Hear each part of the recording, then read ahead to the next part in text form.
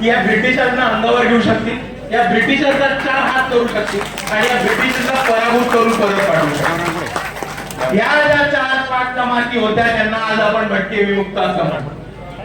मित्रांनो, आपण समजून घ्या की विमुक्त हा शब्द कुठून येतो. तर इंग्लिश मध्ये आपण भटके विमुक्त बघितलं तर ते DNT असं येतं. NT म्हणजे नोमॅडिक ट्राइब्स म्हणजे भटके आणि DNT म्हणजे डिनोटिफाईड ट्राइब्स. डिनोटिफाईड म्हणजे डिक्रिमिनलाइज्ड, म्हणजे जे पूर्वीचे क्रिमिनल होते, पूर्वीचे गुन्हेगार होते. आता पूर्वीचे गुन्हेगार किंवा पूर्वीचे क्रिमिनल आपल्याला कोणी बनवलं आणि कशासाठी बनवलं हे पण आपण सर्वांनी समजून घेतलं पाहिजे. ब्रिटिश सरकारनी, ब्रिटिशांनी, अंग्रेजांनी इकडच्या भटक्या विमुक्तांना, पारध्यांना, कैकाड्यांना, रामोशांना, पिंडाऱ्यांना गुन्हेगार घोषित केलं. कारण ह्याच एक जमाती होत्या ज्यांच्या दम होता की ते ब्रिटिशला हरवू शकत होते, लढू शकत होते आणि त्यांना मार करून परत पाठवू शकत होते. आपण एक गोष्ट समजून घ्या, इकडचे जे भटके विमुक्त आहेत, इकडचे पारधी कैकाडी आहेत, इकडचे गोसावी आहेत, इकडचे वडील आहेत, त्यांनी सावरकर ब्रिटिश सरकारला माफी पत्र लिहिलं होतं का? संघासारख्या ब्रिटिशांना हे शरण गेले होते का? नाही. तर छाती ठाम करून इकडच्या ब्रिटिशांना अंगावर घेऊन भारत देशाच्या स्वातंत्र्यासाठी लढणाऱ्या ज्या कोणत्या जमाती होत्या त्या आज भारत देशातल्या भटक्या विमुक्त जमाती होत्या. आपण सर्वांनी समजून घेतलं पाहिजे.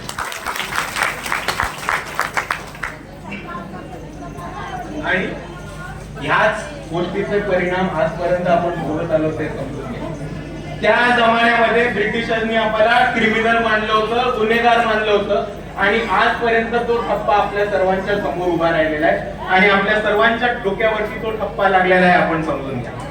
आजही आपल्याला माहिती असेल, गावामध्ये चोरी झाली, कुठेही तालुक्यामध्ये चोरी झाली, पोलीस सगळ्यात पहिले कोणाच्या घरी येतो? आपण चोर, या देशाचे चोर तर अडाणी अंबानी आहेत, त्यांच्या घरी पोलीस जातात कधी, पण जातात कोणाच्या घरी? पारध्याच्या घरी, कैकाड्याच्या घरी. आणि हा जातीवादाचा थप्पा तेव्हा ब्रिटिशांनी लावून गेले आणि आजपर्यंत इकडच्या RSSच्या मनु व्यवस्थेने तो चालू ठेवलाय आणि या मनुवादी व्यवस्थेने तो थप्पा आपल्या डोक्यावरती ठेवलाय आणि त्याच्यावरती आपण परिणाम भोगत आलो हे समजून घ्या. तुम्ही आजही कोणत्या पाड्यावरती जा, कोणत्याही तांड्यावरती जा, तुम्हाला एक गोष्ट प्रामुख्याने दिसेल, इकडचे उच्च वर्गीय, उच्च सवर्णीय ज्या पद्धतीने राहतात त्या पद्धतीच्या सुलती आपल्याला कोणत्याही मिळालेल्या नाही. आरोग्य असू देत, शेती असू देत, पाणी असू देत, शिक्षण असू देत, रस्ते असू देत, नोकऱ्या असू देत, कोणत्याही सुविधा आपल्यापर्यंत पोहोचल्या नाहीत, आपल्या तांड्यावरती, आपल्या पाड्यांवरती पोहोचू दिल्या नाहीत. ही आपण परिस्थिती आपण सर्वांनी समजून घेतली. आणि एवढंच नाही तर ह्या समस्यांवरती मात करताना आपल्यावरती चोरीचे, गुन्हेगारीचे आणि इतर जातीवादी ठप्पा आपल्यावरती दर ठिकाणी लावला. आपण जर कोणत्या प्रवाहामध्ये, मुख्य प्रवाहामध्ये जायचा प्रयत्न केला, एका पारध्याच्या पोरांनी, वडाच्या पोरांनी, रामोशाच्या पोरांनी कुठेही स्पर्धेमध्ये, कुठेही कॉम्पिटिशन मध्ये किंवा खुलेआम स्पर्धेमध्ये एका सवर्णाच्या किंवा उच्च वर्गाच्या पोराला हरवण्याचा प्रयत्न केला किंवा त्यांच्याशी स्पर्धा जरी करण्याचा प्रयत्न केला तर तिथे जातीवाद आणि त्याचा पत्ता तिकडच्या तिकडे कापला जातो. हे पण आपल्या सर्वांना माहिती. आता बोलताना एक कोणतरी शब्द म्हटलंय तर की राजकारणावरती बोलू नका, पण माझा नुसता एक सोपा प्रश्न आहे की आपले हे प्रश्न आणि आपल्या ह्या समस्या राजकारणातनं आणि समाजकारणातनं नाही उभ्या राहिल्या तर अजून कशातनं उभ्या राहिल्या? आपले प्रश्न, आपले समस्या या राजकीय आणि सामाजिक आपण सर्वांनी समजून घेतलं. आपल्या घरी पाणी येतं का?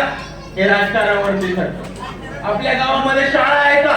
हे राजकारणावरती ठरतं. त्या शाळेमध्ये मास्टर येतात का? हे राजकारणावरती ठरतं. ती शाळा चालू आहे का? हे राजकारणावरती ठरतं. गावामध्ये पाणी, रस्ता, वीज, तुमच्या गावामध्ये नोकरी आहे का? आणि त्याच्यावर महत्वाचं, जर आपल्यावरती अन्याय अत्याचार झाले तर आपल्याला त्या अन्याय अत्याचाराच्या विरुद्ध न्याय मिळणार आहे का? हे सुद्धा राजकारणावरनं आणि समाजकारणावरनं ठरतं. म्हणून मी आपल्या सर्वांना एवढीच विनंती करतो की आज आपल्या सर्वांसमोर एक महत्वाची भूमिका घ्यायची वेळ आहे. ती भूमिका अशी घ्यायची आहे की आपण एका बाजूला बसू आणि ठरवू की राजकारणावरती बोलायचं नाही, जे चालू आहे ते चालू द्या, सब बढिया चल रहा है. तुम्ही मला सांगा, सगळं बढिया चालू आहे का? जैसा चल रहा है वैसा चलने देंगे क्या? आणि दुसऱ्या बाजूला तुमच्या समोर सोपा पर्याय, आपला पक्ष निवडा, आपली राजकीय भूमिका निवडा आणि ठाम आवाजाने आपल्या न्याय, हक्क आणि अधिकारांसाठी लढत करा. आपण कुठला रस्ता निवडलो? आपण ह्या दोन रस्त्यांपैकी कुठला रस्ता निवडणार आहोत? कुठला? कुठला? लढ्याचा. लढणार कसं लढणार? पक्ष उभा करून. पक्ष कसा उभा करणार? आम्हाला खासदार निवडून. त्याच्या आधी काहीतरी महत्वाचं येत आहे, स्थानिक स्वराज संस्था येत आहेत. आपण सर्वांनी हे नका विसरू की आज आपण इकडे भटक्या विमुक्तांच्या परिषदेसाठी आलो. हा पक्ष स्थानिक स्वराज्य संस्थांमधल्या भटक्या विमुक्तांनी, कष्टकरी समाजातल्या लोकांनी, तमाम वंचितांनी एकत्र येऊन उभा केलेला पक्ष आहे. आणि येत्या स्थानिक स्वराज्य संस्थांमध्ये आपल्याला जास्तीत जास्त भटक्या विमुक्तांचे उमेदवार निवडून पाठवायचे ते लक्षात. पण जरी आपण उमेदवार पाठवणार असलो आणि जरी आपण राजकीय पद्धतीने लढायचा निर्णय घेतला असला तरी याच्यामध्ये पण आपल्या सर्वांसमोर दोन लोक आहेत आणि आपल्याला दोन गट दिसतात. याच्यामध्ये एक गट दिसतो, तो गट आपल्याला जाताना दिसतो सत्तेबरोबर, आणि दुसरा गट आपल्याला दिसतो, तो गट जाताना दिसतो आपल्याला समाजाबरोबर. परत समजून घ्या, एक गट जातो सत्तेबरोबर आणि दुसरा गट जातो समाजाबरोबर. आणि सत्तेबरोबर गेलेला गट तुम्हाला सत्तेच्या जवळ पोहोचू शकतो, पण तो समाजाचा उद्धार करू शकतो का? समाजाचा विकास करू शकतो का? याच्याबद्दल आपण एक महत्वाचा प्रश्नचिन्ह उपस्थित केलं पाहिजे. आणि दुसऱ्या बाजूला आपल्याला हा एक माणूस दिसतो जो समाजाबरोबर उभा आहे, समाजाच्या प्रत्येक सुखदुःखामध्ये उभा राहतो, समाजावरती कुठलीही पीडा आली तर तो उभा राहतो, समाजावरती कोणताही अन्याय अत्याचार झाला तर तो उभा राहतो. आणि स्वतः निवडून येऊ का नाही येऊ याच्या आधी तो माझ्या समाजातले प्रतिनिधी कसे निवडून जातील याच्यासाठी पूर्ण प्रयत्न करतो. तर आता मला सांगा, या दोन पर्यायांपैकी आपल्याला कुठला निवडायचा आहे? समाजाबरोबर जाणारा का सत्तेबरोबर जाणारा? परत एकदा सांगा, समाजाबरोबर जाणार. आणि असेच आपल्या बरोबर समाजाबरोबर जाणारे दोन महत्वाचे नेते आपल्या सर्वांसमोर उभे, अरुण आबा जाधव आणि किसन सर चव्हाण. आपण मुद्दा समजून घ्या. इकडे एक महत्वाचं पुस्तक छापलेले आणि सगळ्यांना वाटले. हे पुस्तक आपण चाललं तर प्रत्येक मायक्रो ओबीसीसाठी, प्रत्येक भटक्या विमुक्तासाठी या महाराष्ट्र शासनाने आणि भारत सरकारने कोणत्या कोणत्या सवलती उभ्या केल्या, कोणत्या कोणत्या स्कीम्स उभ्या केल्या, कोणत्या कोणत्या सवलती उभ्या केल्या, योजना उभ्या केल्या, याची माहिती देऊन प्रत्येक माणसापर्यंत त्या स्कीम्स पोहोचून त्याची माहिती देऊन त्याचा फायदा करून त्याचा विकास करण्याचं काम इकडे चालू आहे. आणि आपण सर्वांनी ह्याच्याकडे खास करून महत्व द्यावं अशी मी आपल्या सर्वांना विनंती करतो. आणि परत एकदा मी महत्वाच्या मुद्द्याकडे येतो की सत्तेबरोबर जाणं आणि समाजाबरोबर जाणं ह्याच्यामध्ये खूप फरक असतो. समाजाबरोबर राहणारा माणूस कोणत्याही परिस्थितीत समाजाला सोडत नाही, आणि सत्तेबरोबर जाणारा माणूस कोणतीही परिस्थिती आली समाजावरती तरी तो सत्तेला सोडत. आणि ह्याच पद्धतीने मित्रांनो आपल्याला काही गोष्टी समजून घेतल्या पाहिजेत की जेव्हा जेव्हा भटक्या विमुक्तांवरती, जेव्हा जेव्हा मायक्रो ओबीसीवरती, जेव्हा जेव्हा ओबीसीवरती, वंचितांवरती कोणताही संकट आलंय, कोणताही अत्याचार झालाय, तेव्हा एक पक्ष हा ठामपणे उभा राहिला आणि तो पक्ष म्हणजे वंचित बहुजन आघाडी. 2018 मध्ये जालन्यामध्ये गोसावी समाजाच्या 2 तरुणांना जमिनीच्या भांडणावरती मॉब लिंचिंग करण्यात आलं होतं. तेव्हा सर्वात पहिला आवाज उठवणारा पक्ष होता वंचित बहुजन आघाडी. आपल्याच अहमदनगर जिल्ह्यामध्ये श्रीरामपूर इथे कबूतर चोरीसाठी 4 भटक्या विमुक्त पोरांना मारलं होतं. त्यांना बांबूवरती उलट टांगलं होतं, त्यांना त्यांच्या पायाला चटके देण्यात आले होते, त्यांच्या अंगावरती लघवी घेण्यात आली होती. त्या गुन्हेगाराच्या घरात घुसून त्याला बाहेर काढणारी लोक ही वंचित बहुजन आघाडीची लोक होती. आणि त्याच्या पुढच्या दिवशी राहुल इथे बाळासाहेब आंबेडकर यांची जंगी सभा अरुण आबा आणि किसन सर यांनी लावली होती. आणि ही ताकद आज तुम्हाला वंचित बहुजन आघाडीमध्ये. की आम्हाला सत्तेबरोबर जाण्यापेक्षा समाजाचा विकास करण्यामध्ये इंटरेस्ट. या लोकसभेच्या निवडणुकीमध्ये 48 मतदारसंघ आहेत महाराष्ट्रामध्ये. 48 मतदारसंघांपैकी 23 ठिकाणी मायक्रो ओबीसी उभे केले होते वंचित बहुजन आघाडीने. या विधानसभामध्ये 18%. आज आपण मायक्रो ओबीसीची संख्या बघितली तर ती 7%हून जास्त नाही जात, पण 18% संख्येदारी देणारे हा पक्ष वंचित बहुजन आघाडी होता. आणि त्याच्यावर महत्वाचं जर आपण बघितलं तर बीड, हिंगोली इकडे मायक्रो ओबीसी समाजाची लोक जेव्हा उभी राहतात तेव्हा 2 किंवा 1.5 लाखाच्या कमी मतं नाही घेत ही आपण सुद्धा वस्तुस्थिती समजून घेतो. आणि जाताना मित्रांनो, मी आपल्या सर्वांसमोर एकच महत्वाचा मुद्दा मांडणार की आपल्याला एक खूप महत्वाची केस आता या महाराष्ट्रामध्ये दिसलेली आहे, ती म्हणजे सोमनाथ सूर्यवंशी. आपल्याला सोमनाथ सूर्यवंशीची केस माहिती असेल, माहिती आहे सर्वांना?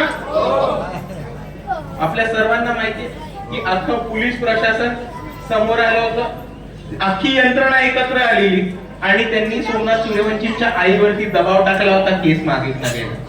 पण सोमनाथ सूर्यवंशीच्या आई कुठल्याही दबावाला मागे घातल्या नाही, दबावाला घाबरल्या नाही, कुठल्याही आमिषाला बळी नाही पडल्या आणि त्यांनी जिद्दीने ती केस लावून धरली. आणि ती केस बाळासाहेब आंबेडकरांनी औरंगाबादच्या खंडपीठात आणि दिल्लीच्या सर्वोच्च न्यायालयामध्ये जिंकून आणली. आणि तिकडे जाऊन आपण या महाराष्ट्र सरकारला, या RSSच्या सरकारला आणि त्याच पद्धतीने ह्या पोलीस प्रशासनाला बाळासाहेब आंबेडकरांनी उच्च न्यायालयामध्ये जाऊन झुकायला लावलंय. ही परिस्थिती आपल्या सर्वांसमोर. पण मित्रांनो, हेच चालू असताना आपण एक गोष्ट समजून घ्या की सोमनाथ सूर्यवंशींच्या न्यायासाठी बऱ्याच पक्षांनी भूमिका घेतल्या, बऱ्याच लोकांनी आंदोलन केले. त्यातले एक ज्येष्ठ नेते राहुल गांधी, ते येऊन परभणीमध्ये येतात आणि म्हणतात सोमनाथ सूर्यवंशी हे दलित होते. आता तुम्ही मला सांगा, सोमनाथ सूर्यवंशी हे दलित होते का? नाही. सोमनाथ सूर्यवंशी आंबेडकरवादी नक्की होते, पण सोमनाथ सूर्यवंशी हे दलित नव्हते, ते वडार समाजातले होते. आणि जेव्हा राहुल गांधी सारखे काँग्रेसचे, राष्ट्रवादीचे, महाविकास आघाडीचे ज्येष्ठ नेते येऊन सोमनाथ सूर्यवंशी सारख्या आंबेडकरवादी बहुजन कार्यकर्त्याला दलित म्हणतात, तेव्हा ते भटक्या विमुक्त नेत्याचा अपमान करतात, भटक्या विमुक्त चळवळींनी बाबासाहेबांना स्वीकारलेल्याचा अपमान करतात, भटक्या विमुक्त चळवळींनी आंबेडकरवादी भूमिका घेतल्याचा अपमान करतात. आणि खास करून महत्वाचं, त्या आंबेडकरवादी चळवळीतल्या बहुजनांचा अपमान करतात आणि ते कोणत्याही परिस्थितीत आपण खपवून घेणार नाही हे आपण सर्वांनी समजून घेतलं.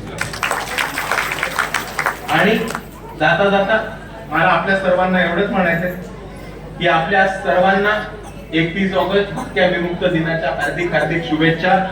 आणि आपण सर्व फक्त महाराष्ट्र सरकारला आपण सर्व एकूण एक निरोप देऊ. देता की नाही देता? त्यांना फक्त एकच निरोप देऊ की आता फक्त तुम्ही एक दिवस आमच्या नावावर केलेला आहे, पुढे जाऊन अख्खं वर्ष आम्ही आमच्या नावावर केल्याशिवाय राहणार नाही. एवढं म्हणून मी सांगतो. जय हिंद, जय संविधान.